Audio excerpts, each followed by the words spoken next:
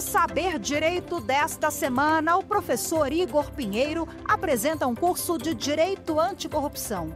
A abordagem abrange os procedimentos investigatórios do Ministério Público. Como eles acontecem, quais são os deveres, os limites e os poderes do MP. O professor traz ainda os entendimentos jurisprudenciais dos tribunais superiores. Começa agora a aula 5.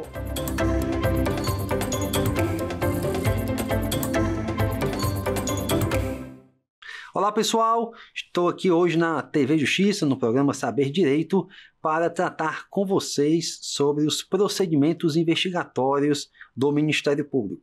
Nas aulas anteriores, vimos a evolução normativa, jurisprudencial da matéria, estudamos os princípios incidentes sobre todas as investigações do Ministério Público, sejam de caráter civil, de caráter criminal e eleitoral.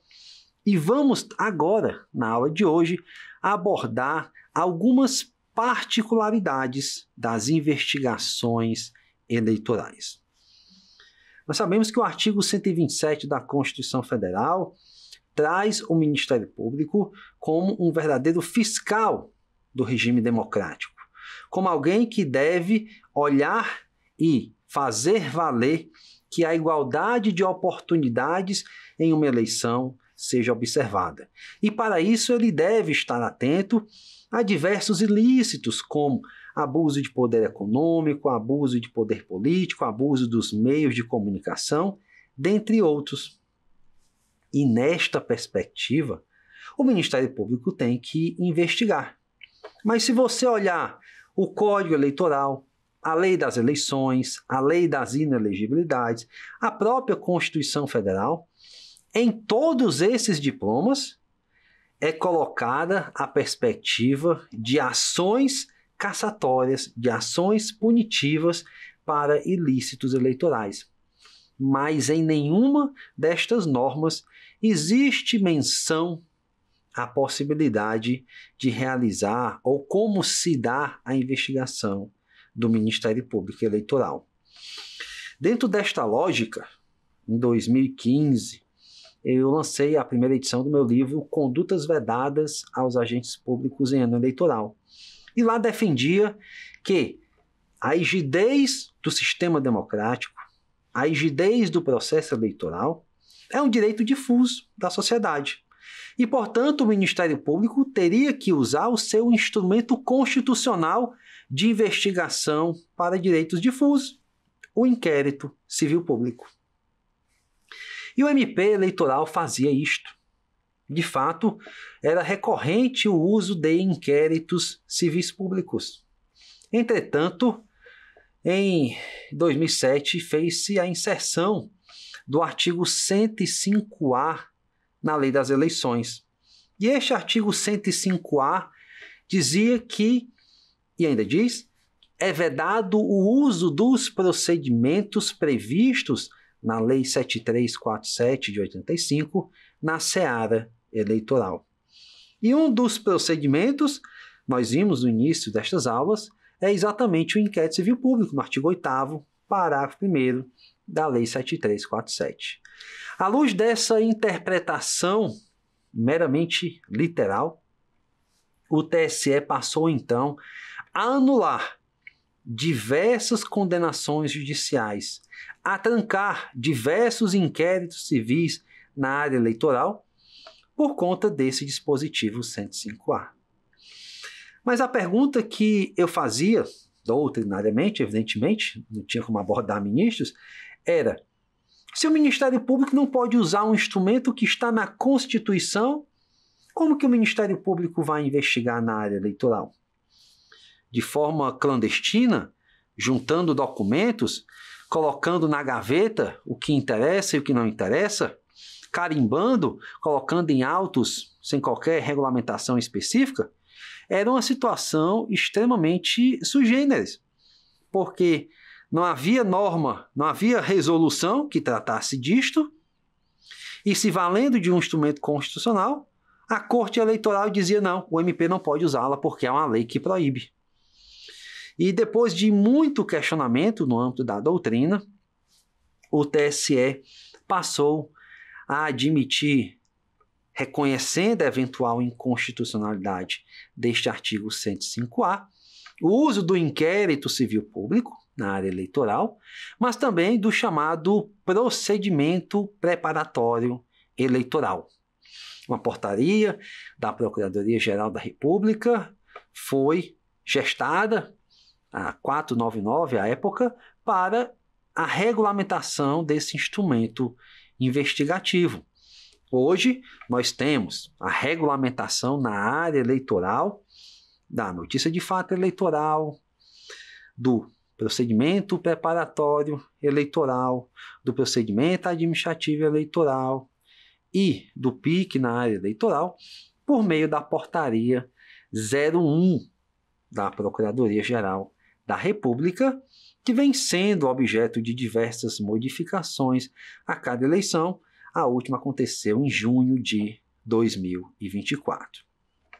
Mas é importante que se conheça esta história, porque se você for pesquisar esta temática de investigações do MP na área eleitoral, vai se deparar com acórdãos no TSE exatamente anulando, e você precisa entender este contexto histórico. De modo que hoje é tranquilo.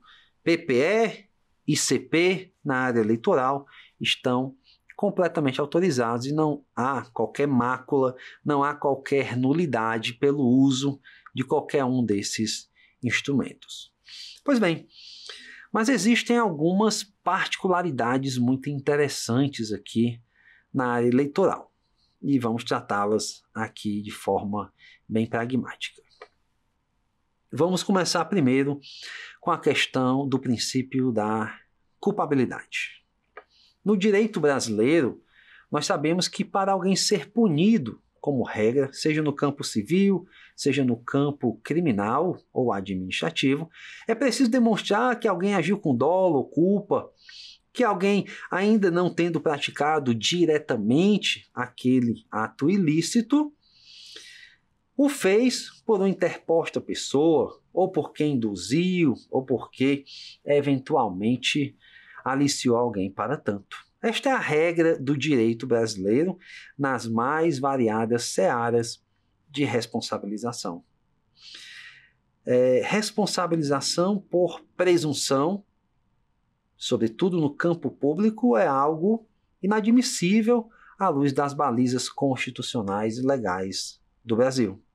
Mas na área eleitoral nós temos de fato algumas particularidades.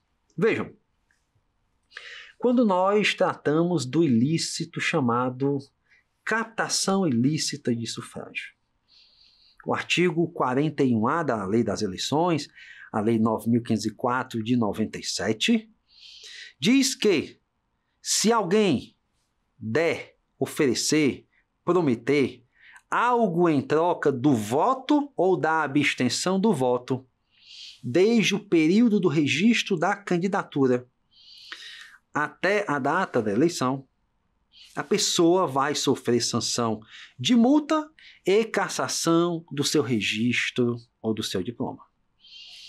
A prática tradicional, recorrente, é a da compra de voto. A captação ilícita de sufrágio é chamada corrupção eleitoral civil. Não é crime, é um ilícito civil eleitoral. Pois bem, acontece que em determinados esquemas mais sofisticados de corrupção eleitoral, ou mesmo em corrupção eleitoral de larga escala, não dá para imaginar ou conceber o candidato praticando estes atos executórios todas as vezes. Suponhamos, apenas para um exemplo meramente hipotético, vamos pensar em São Paulo, em Rio de Janeiro, em Minas, colégios eleitorais enormes, uma eleição para governador que supostamente algum tenha praticado este ilícito, reconhecendo isso apenas no campo hipotético, na verdade. E aí, não dá para imaginar que um indivíduo governador do estado consiga praticar isso nas centenas de municípios que esses estados têm. É claro que existe uma cadeia, uma divisão de tarefas, uma delegação. E o TSE possui o seguinte entendimento: de pequena a grande cidade, de pequenos colégios eleitorais a grandes colégios eleitorais. As circunstâncias do caso concreto permitem, autorizam a condenação de alguém por captação ilícita de sufrágio se houver uma prova do vínculo forte entre aquelas pessoas. Então vamos pensar em um pequeno município. A mãe, o filho, a esposa de um candidato que seja flagrado comprando votos para o seu marido, para o seu pai, para o seu filho. Alguém em sã consciência, conhecendo a realidade, acredita que aquilo está sendo praticado sem a ciência, sem a conivência do candidato? Evidentemente que não. E aí o TSE autoriza a condenação por indução nestas hipóteses. Diversos julgados seguem esta linha de pensamento. O mesmo vale, por exemplo, para um cabo eleitoral. Nós sabemos que existem vários tipos de cabo eleitoral. O cabo eleitoral que eventualmente pratica ali, muitas vezes, somente o monitoramento da região, sabendo quem vota na situação, sabendo quem vota na oposição.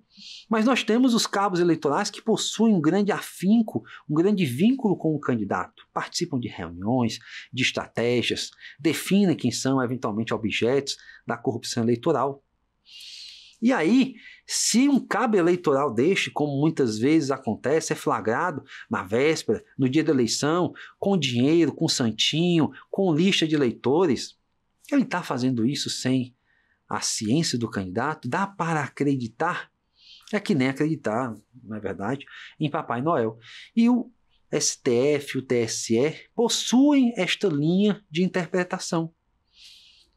Se pessoas com forte vínculo pessoal, político, da vinculação familiar ou com alta confiança do candidato são flagradas nesse tipo de ilícito, autoriza-se a sua condenação. Tem a primeira hipótese em que você consegue condenar por uma indução. Mas, Igor, por que que isto é possível? E aí eu digo para vocês. No campo eleitoral, a lei das inelegibilidades, a lei complementar 64/90, no seu artigo 23 e no seu artigo 7º, que já tiveram a constitucionalidade reconhecida pelo STF, dizem algo mais ou menos assim: no campo eleitoral, o juiz pode julgar não só com base nas alegações das partes, não só com base no que foi produzido no processo, mas à luz do que se sabe da realidade local, à luz da finalidade da norma de punir e garantir a igualdade de oportunidades. É uma norma que, de fato, diferencia-se bastante do contexto probatório, seja criminal, seja cível, administrativo, porque nós sabemos que no processo penal, indúbio, no processo pro réu. Qualquer dúvida leva sempre à absolvição do réu. No campo cível administrativo, da mesma forma, se eu tenho indúbio pro societar naquele equilíbrio que falamos anteriormente, mas para eu condenar alguém em improbidade administrativa, eu preciso demonstrar, hoje, com mais razão, o seu dolo específico. Mas aqui na área eleitoral faz-se essa flexibilização, porque é uma norma específica da Lei Complementar 64/90 que autoriza isto. Mas não para por aí. Nós temos diversos ilícitos cíveis eleitorais e estas quebras, tá certo, da lógica do princípio da culpabilidade só valem para o campo cível eleitoral, porque o campo criminal eleitoral segue a mesma lógica do campo criminal, entre aspas, comum, indúbio pro réu. Pois bem, aqui no campo cível eleitoral nós temos um outro ilícito chamado abuso de poder. O abuso de poder político, que é o uso da prerrogativa ou das prerrogativas estatais, dos bens materiais de servidores públicos a favor de determinada candidatura. Nós temos o abuso de poder econômico.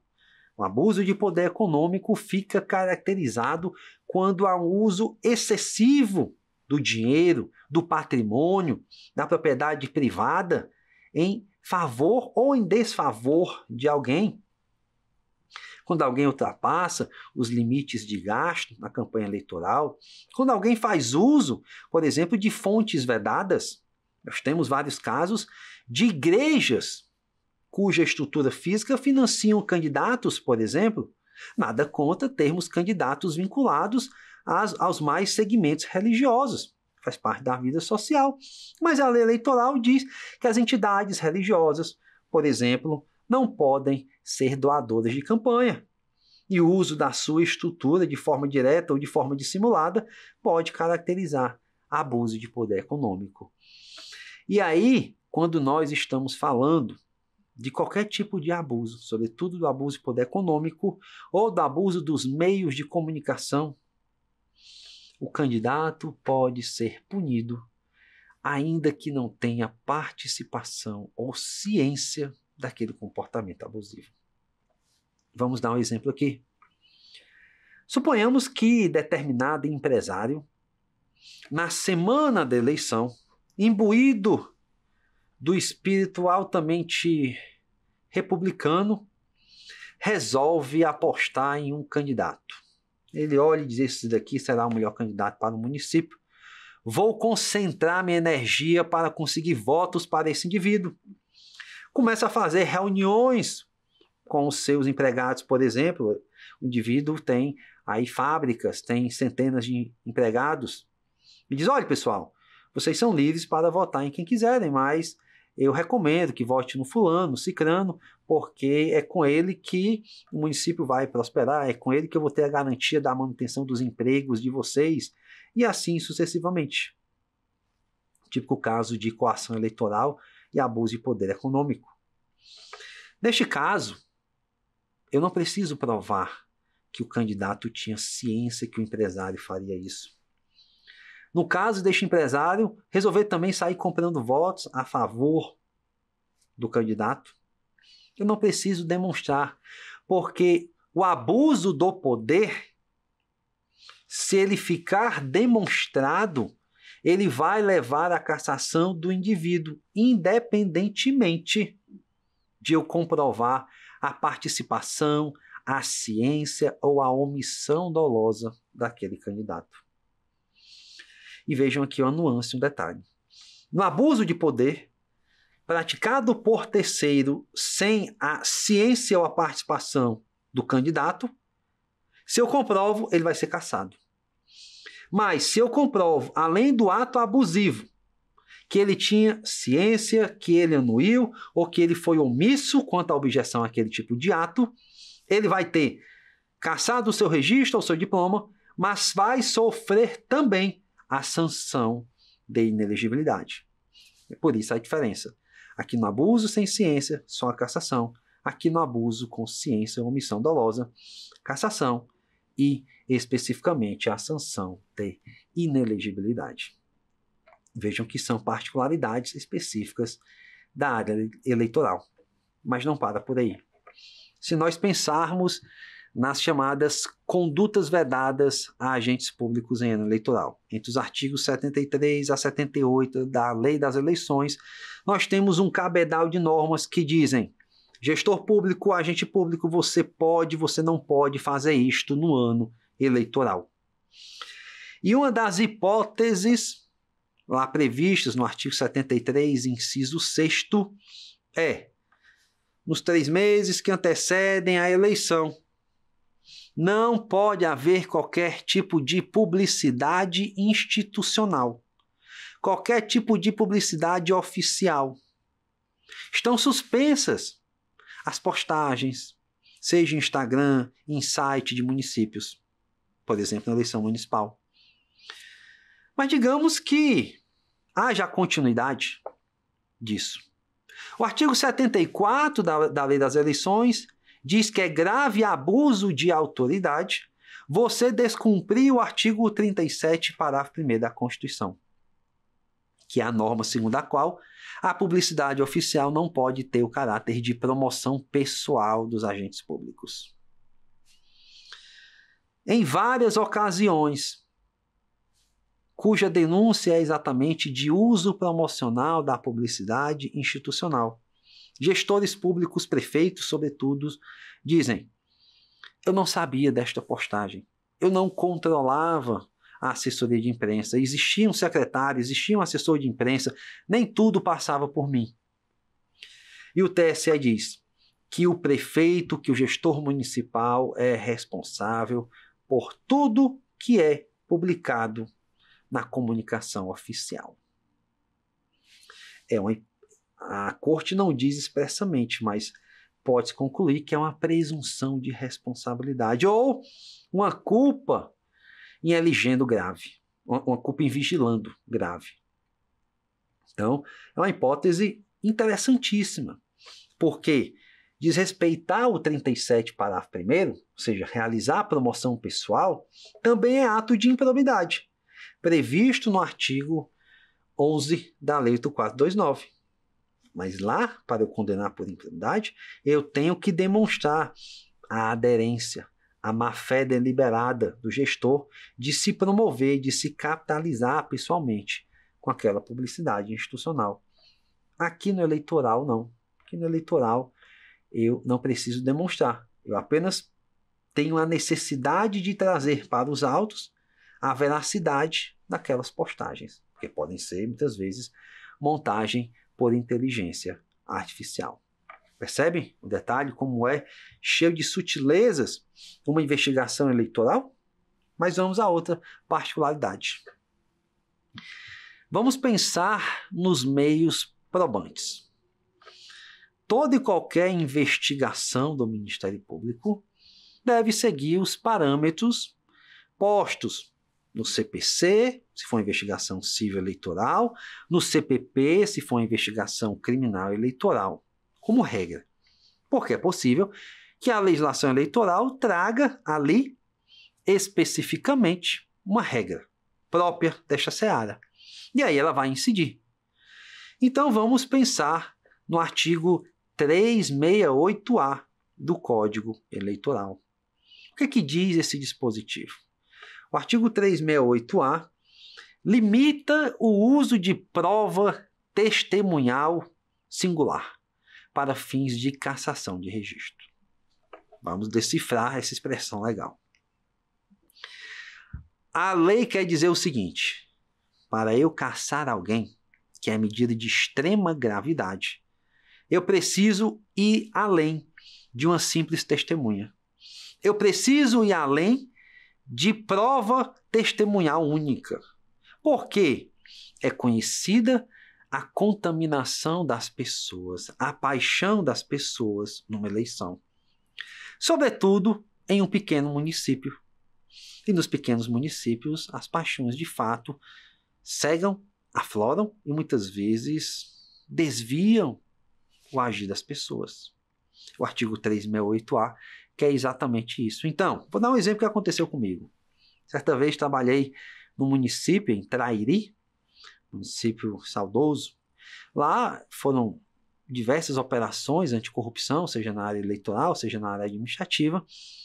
E após a eleição, aparece um vereador lá no Ministério Público, acompanhado de 20 pessoas que diziam ter sido corrompidas por determinado candidato. E todas diziam o mesmo discurso. No dia da eleição, o candidato tal estava na nossa rua oferecendo R$100 em troca do voto. E todos prestaram o mesmo depoimento. Se não houvesse o artigo 368-A do Código Eleitoral, se o membro do Ministério Público não tiver parcimônia, maturidade, ele poderia ajuizar a ação de captação de sufrágio, a ação de abuso de poder e pedir a cassação do indivíduo. E isso é muito perigoso por conta destas paixões. Neste caso, eu instaurei o procedimento. Eu não tinha como me recusar a instaurar um procedimento. Claro, eu tenho 20 pessoas dizendo que foram subornadas para votar em alguém. Como que eu vou, de plano, ignorar isto? Não posso ignorar. Ainda que quem tenha trazido as pessoas para depor seja alguém que foi preso na eleição por corrupção eleitoral. Seja alguém que estava sendo processado e tinha um pedido de cassação contra si. Instaurou-se a investigação e aí, a partir disso, eu fui coletar outros dados. Nos depoimentos, todos diziam: o candidato esteve lá para comprar o nosso voto. Eu, então, num procedimento criminal, solicitei a quebra de sigilo telemático e, sobretudo, o rastreamento do aparelho celular do indivíduo no dia da eleição, na hora em que eles diziam que o candidato estava lá comprando voto. Eis então que a prova técnica chegou e disse que aquele candidato não andou naquela localidade, naquele dia, em hora nenhuma. Desconstituída, portanto, a prova testemunhal de forma objetiva. Sem contar o depoimento, interrogatório do indivíduo e outros testemunhos de pessoas que foram ouvidas. Então, esta é a sabedoria do artigo 368-A do Código Eleitoral. Proibir o uso da prova testemunhal singular única para fins de ações que geram cassação de registro. Se eu estou diante de um ilícito que gera somente aplicação de multa, por exemplo, aí eu posso ter o testemunho de somente uma pessoa e me valer somente dele para ajuizar uma ação eleitoral. Ok? Muito bem. Ainda no tocante às particularidades das investigações eleitorais, nós temos que rememorar a questão das gravações ambientais. Falei rapidamente em uma das aulas anteriores, mas para deixar tudo concentrado no bloco eleitoral, preciso repetir aqui para vocês. No campo eleitoral, o uso das gravações só é válido em duas hipóteses. Se ela for realizada em um ambiente público, na rua, num comício, num gabinete, eventualmente da administração municipal, ou se for num ambiente privado que não tenha expectativa de privacidade, em que o acesso ali está aberto ao público. Como eu falei para vocês, muitas vezes candidatos realizam churrascos, muitas vezes candidatos realizam almoços, jantar, confraternizações em suas propriedades privadas ou de apoiadores. Se não houver uma lista de presença, se não houver uma restrição ao acesso de qualquer pessoa, o que foi dito lá pode ser gravado e pode ser usado como prova em uma ação eleitoral cassatória. Isso decorre de uma decisão do STF em sede de repercussão geral. Então, vejam que é uma particularidade também muito interessante. Uma outra questão importantíssima das investigações eleitorais diz respeito à ausência de foro por prerrogativa de função das ações eleitorais cíveis e a ausência de atribuição originária.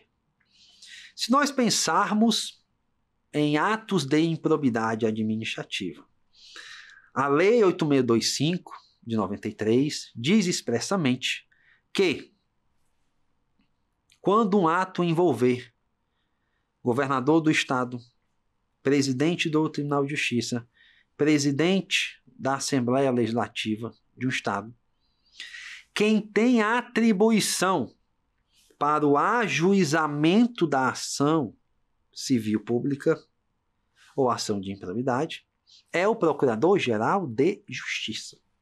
Está lá no artigo 10 da Lei 8625. No campo eleitoral, isto não acontece. No campo eleitoral, nenhuma ação civil tem foro por prerrogativa de função.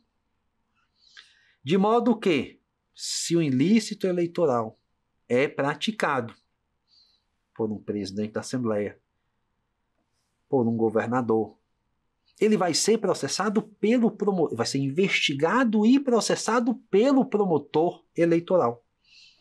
Na hipótese da improbidade, a investigação é feita no primeiro grau. Existem estados que criaram leis dizendo que a investigação também era do PGJ. Porém, na maioria dos estados brasileiros, segue essa lógica. A investigação ela corre embaixo e depois remete ao PGJ para ajuizar a ação. No campo eleitoral, não. A investigação é conduzida pelo promotor eleitoral ou promotora, e a ação é ajuizada pelo promotor, pela promotora, no primeiro grau de jurisdição. Essa é uma outra diferença também fundamental. Não existe atribuição originária a partir de investigado. Não confundam isso com competência originária. Algumas ações eleitorais, elas correm no segundo grau, no TRE, a depender do tipo de eleição. Na eleição municipal, as ações eleitorais, elas correm, via de regra, no juiz eleitoral, na juíza eleitoral de primeiro grau. E, portanto, quem investiga é o promotor, a promotora eleitoral. Nas chamadas eleições gerais, eleição para governador, eleição para deputado estadual, eleição para deputado federal, os ilícitos têm as ações processadas no TRE. E, portanto, quem investiga em tese é o procurador regional eleitoral, que é quem atua no TRE. Mas, muitas vezes, o PRE, o Procurador Regional Eleitoral, requisita que os promotores, promotoras eleitorais, realizem atos investigativos, diligências iniciais por meio de PPS. Há uma delegação aí comumente realizada. Mas a competência é ali. Mas isso não é foro por prerrogativa, é porque a eleição é geral. Se numa eleição para prefeito, que o foro é o primeiro grau, um deputado estadual, um governador, um senador, é flagrado participando de um ilícito, ele vai ser processado lá embaixo, no primeiro grau, investigado e processado no primeiro grau. Tá bom? Muita atenção, porque embora as ações de improbidade administrativa não tenham foro por prerrogativa de função, embora os inquéritos civis públicos que apuram atos de improbidade não tenham foro por prerrogativa de função, é possível estas hipóteses de atribuição originária, em que o Procurador-Geral de Justiça atua, ainda que o feito esteja no primeiro grau de jurisdição. Muito bem. Uma outra particularidade da seara eleitoral diz respeito à duração razoável do processo. A Portaria 01 da PGR trata dos prazos da notícia de fato, que segue a mesma lógica da Resolução 174 de 2017. A Portaria 01 trata do procedimento preparatório eleitoral, mas se nós estivermos em determinado período do calendário eleitoral próximo ao pleito, a portaria traz uma redução dos prazos de forma objetiva. Exatamente porque há necessidade de abreviação da investigação, porque algumas ações eleitorais têm prazo decadencial. Uma ação de improbidade, ela pode ser ajuizada com a nova redação, à luz do artigo 23, 8 anos após a prática do seu ato. Lembrando que os prazos prescricionais da nova lei de improbidade são irretroativos. Então, o que foi praticado até 26 de 10 de 2021 segue a lógica antiga. 5 anos após o fim do exercício do cargo de emprego ou mandato e, se for crime, o prazo do crime. Se nós estivermos de um fato ímprobo praticado a partir de 27 de outubro de 2021, aí nós seguimos a regra do artigo 23, 8 anos a contar da sua prática. Pois muito bem. No campo eleitoral, isto não é possível, porque há um prazo decadencial das ações cassatórias. Vamos pensar aqui. Uma ação de captação ilícita de sufrágio, de corrupção civil eleitoral. Uma ação de conduta vedada em ano eleitoral, que também pode levar à cassação de registro. Uma ação de investigação judicial eleitoral que tenha como causa de pedir abuso de poder político, abuso de poder econômico, abuso dos meios de comunicação. Estas ações têm o prazo decadencial da diplomação. Passou a diplomação, eu não posso mais ajuizar. Então é natural que os prazos de investigação sejam abreviados para que você não deixe de judicializar algo por conta de uma inércia. Então, a duração razoável, a celeridade se impõe com muito mais razão na área eleitoral. Ah, Igor, mas tem ação após a diplomação? Tem.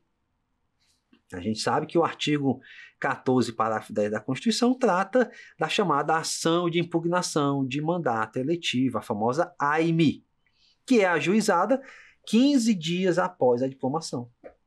Mas mesmo assim é um prazo exíguo, se a gente considerar que a diplomação, via de regra, se dá ali no final do ano, dia 18, dia 19, dia 20 de dezembro, depende do calendário de cada ano.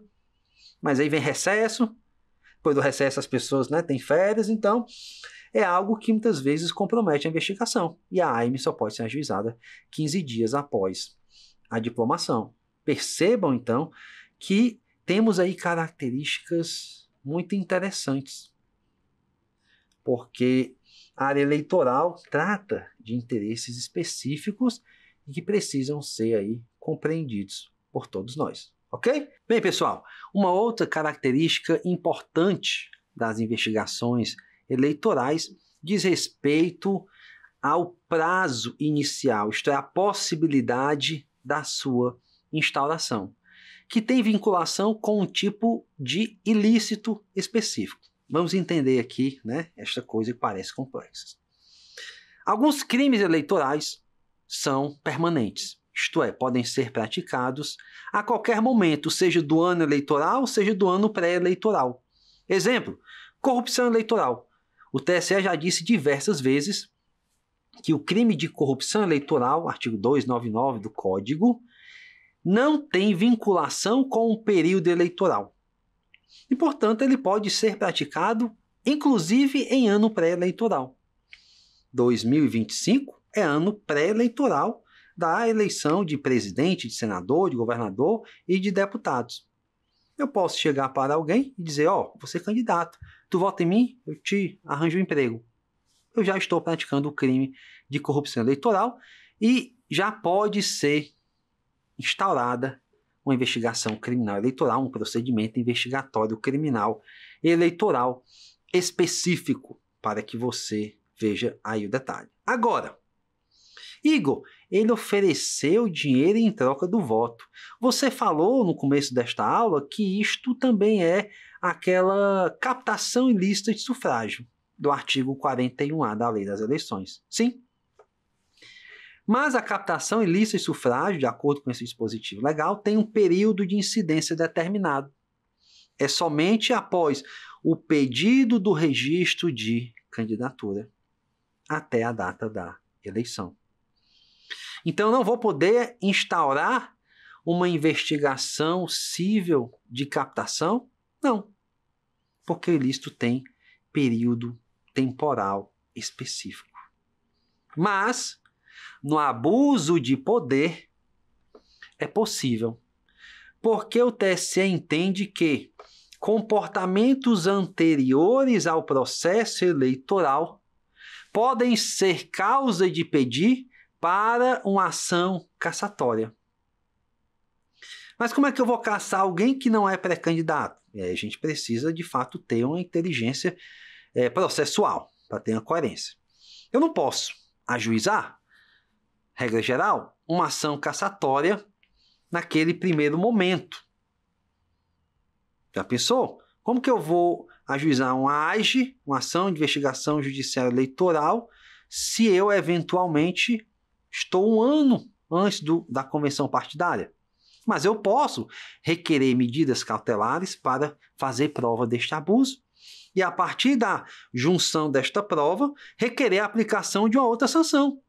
A inelegibilidade, por exemplo, que pode acontecer a qualquer momento, ou pelo menos a aplicação de multa.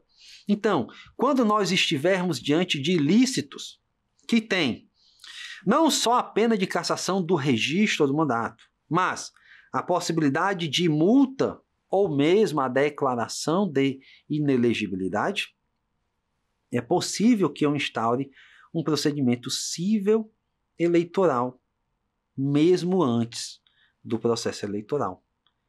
Se o ilícito tiver, porém, período de incidência condicionado ao processo eleitoral, aí realmente não vai poder fazer. Vamos pegar o exemplo da propaganda eleitoral irregular, propaganda antecipada. Ela pode acontecer a qualquer momento, só se pode pedir voto, e a expressão do artigo 36A é exatamente esta. Se você pedir voto antes do dia 16 de agosto do ano da eleição, é propaganda eleitoral antecipada. E você pode ser processado a qualquer momento. Mas para você ser processado, eu preciso apurar os elementos. Eu preciso instaurar uma investigação, um procedimento preparatório eleitoral. Em ano não eleitoral, antes da convenção partidária e assim sucessivamente. Então, as investigações eleitorais têm este detalhe. Via de regra, elas não possuem uma vinculação necessária com o ano eleitoral. Na verdade, vai depender do tipo de ilícito que eu estou apurando, e aí eu tenho que conhecer a miúde quais são as elementares, qual é o período de incidência de cada uma, para dizer, este daqui eu posso já investigar no ano pré-eleitoral, antes do registro, esse daqui eu só posso pós o registro, e cada uma conforme a sua particularidade. Vejam, nas condutas vedadas aos agentes públicos em ano eleitoral, eu sempre defendi no meu livro que era possível o ajuizamento da ação pela conduta vedada no período pré-eleitoral, porque a sanção é multa mais cassação do registro ou do mandato. E não faz sentido você dizer que o indivíduo não pode usar bens públicos no ano eleitoral. Mas, se ele fizer isso antes do registro da sua candidatura, não existe mecanismo, não existe ação para esse fim. Por outro lado, se eu disser que só posso ajuizar após o registro, eu limito a eficácia da lei. E o TSE, desde 2021, inclusive citando o meu livro, segue este entendimento. Cabe ação por conduta vedada antes do registro da candidatura, porque é possível a aplicação de multa. E aí o indivíduo fez isso, repetiu uma outra conduta, ele pode ser processado posteriormente ao pedido de registro de candidatura em uma AIGE, em uma ação de investigação judicial eleitoral, ou após o resultado em uma ação de impugnação de mandato eletivo. Tá certo? Muito cuidado, porque são detalhes técnicos que às vezes passam desapercebidos e que impactam na possibilidade ou na impossibilidade da instauração de um procedimento apuratório, seja cível, seja criminal eleitoral. Mas, Igor, você falou dos crimes eleitorais permanentes, aqueles que incidem a qualquer momento, aqueles que, portanto, permitem uma investigação criminal eleitoral. Dá exemplos aqui para a gente de outros além da corrupção eleitoral. Vamos falar aqui dos mais recorrentes. Nós sabemos que a caridade, ela é um fenômeno que aflora nos pré-candidatos. Desde o Natal do ano pré-eleitoral, ao começo do ano, ao Carnaval, à Semana Santa, ao Dia das Crianças, ao Dia das Mães, ao Dia dos Pais, sempre os pré-candidatos estão realizando eventos com a nota da caridade, com a nota da filantropia. Isso não é de graça, nós sabemos, porque a filantropia traz ali um sentimento de gratidão do eleitor mais incauto, do eleitor mais ignorante, do eleitor mais humilde, que pouco recebe muitas vezes do poder público. Pois bem, a caridade ela é tipificada no artigo 334 do Código Eleitoral, como sendo um crime permanente que traz a possibilidade de cassação do registro ou do mandato de alguém. Então, a lei fala, se você realiza a distribuição de bens, se você realiza sorteios, se você realiza brindes, com o fim de aliciar eleitores, com o fim de realizar propaganda eleitoral antecipada, isto é crime permanente, que pode acontecer a qualquer momento do ano eleitoral e, portanto, é possível que se instaure uma investigação criminal nesse campo. Uma outra modalidade de crime eleitoral permanente é a falsidade ideológica eleitoral. O artigo 297 do Código Eleitoral diz que, nos moldes do Código Penal, você inserir ou fazer inserir informação falsa em documento público é crime. Mas aqui na seara eleitoral é preciso demonstrar que há uma finalidade eleitoral. Isso acontece sobretudo nos pedidos de transferência de domicílio eleitoral, em que dezenas de pessoas em dias diferentes vão requerer a transferência do seu título e dizem residir em determinado município. Quando é feita uma diligência, se constata que de fato o indivíduo não reside naquele local, porque os vizinhos não o conhecem, não tem uma conta de energia, não tem uma conta de telefone, e quando se usa inteligência artificial, ou há um chefe de cartório atento, um promotor, uma promotora diligente, percebe que várias pessoas do mesmo endereço, que não têm o mesmo sobrenome, portanto, dificilmente serão parentes, estão apontando aquele local como sendo seu domicílio. Isso daí é um exemplo típico de falsidade ideológica eleitoral e que pode ser objeto de apuração a qualquer momento do ano eleitoral ou mesmo pré-eleitoral. Nós temos crimes associativos. Sim, é possível a caracterização de associação criminosa, artigo 288 do Código Penal, ou mesmo de organização criminosa na seara eleitoral. Se eu demonstro que determinado indivíduo está ali a já maquinar, já se organizar com outras pessoas para a prática de crimes eleitorais ou conexos, eles podem ser investigados a qualquer momento, porque são crimes permanentes. E aí chama a atenção o seguinte detalhe: a Justiça Eleitoral julga os crimes eleitorais e os que lhe forem conexos. Uma modalidade de crime conexo muito comum, mas pouco observado por quem atua na área eleitoral para trazer para si a titularidade da investigação, diz respeito às fraudes licitatórias, ou mesmo o uso do produto de fraude licitatória e lavagem de dinheiro para formação de caixa com o fim de atuar nas eleições. O TSE já disse reiteradas vezes que se a denúncia aponta que existem procedimentos licitatórios fraudados com o fim de eleitoralmente gerar um benefício ou com o fim de gerar caixa para a eleição futura, isto é crime licitatório, isto é lavagem de dinheiro, isto é matéria sujeita à Justiça Eleitoral e, portanto, é dever do promotor, da promotora eleitoral, realizar a investigação nesse contexto. Então, muito cuidado com os crimes eleitorais permanentes. O último deles, que eu não poderia deixar de citar, é aquele disposto no artigo 346 e 377 do Código Eleitoral. Esses dispositivos dizem o básico, que é proibido você usar as dependências ou os serviços públicos de qualquer repartição pública federal, estadual ou municipal em favor de partido político ou de entidade privada.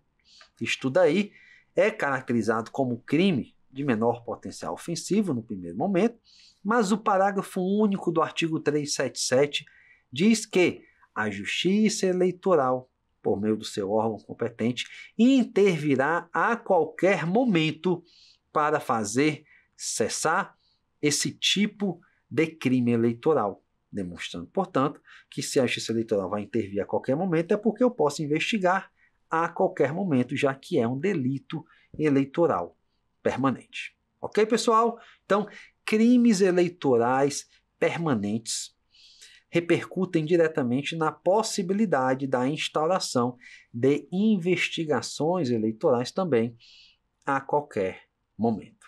Vamos aqui então agora para o quiz referente a este bloco.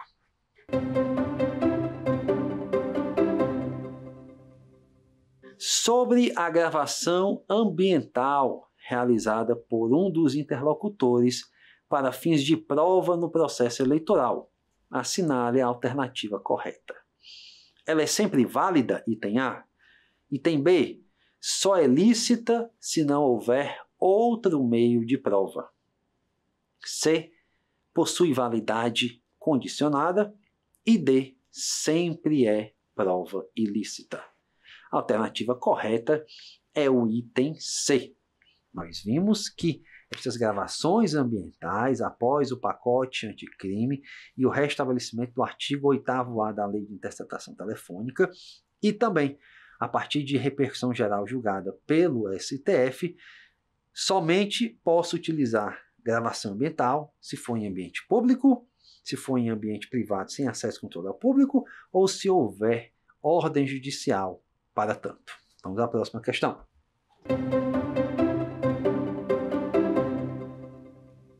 Sobre o uso do procedimento preparatório e inquérito civil para investigar ilícitos eleitorais. Assinale o certo. A. Sempre foram aceitos pelo TSE. B. O TSE, na atualidade, aceita o uso de ambos. C. O TSE só admite o PPE. E D. O TSE só admite o IC. A resposta correta é o item B. O TSE, na atualidade, aceita o uso de ambos. Nós vimos aquela discussão referente ao artigo 105A da Lei 9.504/97, segundo o qual o TSE, no primeiro momento, disse que qualquer investigação eleitoral com base em IC geraria nulidade. Porém, posteriormente a Corte evoluiu, reconhecendo até a possível inconstitucionalidade desse dispositivo e passou a autorizar tanto o uso de IC como o uso de PPE na área eleitoral. Vamos à próxima.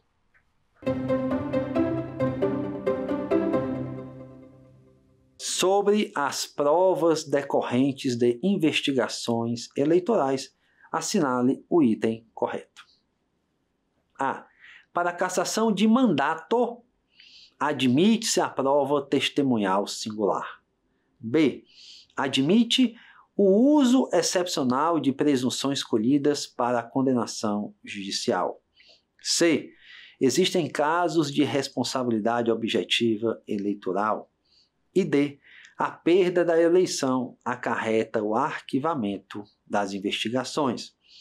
O item correto é o B de bola, isto é, admite-se o uso excepcional das presunções, quebrando a lógica do princípio da culpabilidade, e isso por conta do artigo 23, do artigo 7º da Lei Complementar 64/90, que foram declarados constitucionais pelo Supremo Tribunal Federal, conforme nós vimos.